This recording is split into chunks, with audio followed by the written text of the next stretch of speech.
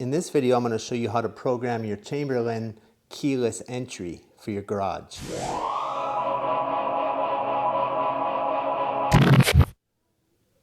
So the first thing you need to do is locate the Learn button on your garage door opener.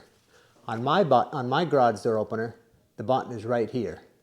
So you're going to press that, and then you're going to go over to your keypad, punch in a 4-digit code, and then hold enter until the garage door lights start to blink.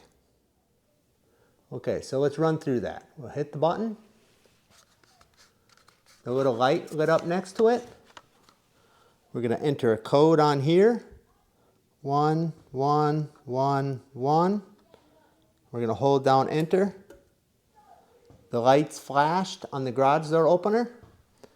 And now it's programmed. So let's go ahead and push 1111, enter, and there it goes. It's opening the garage door. So that's how you program your keyless entry. Thanks for watching. We'll see you next time.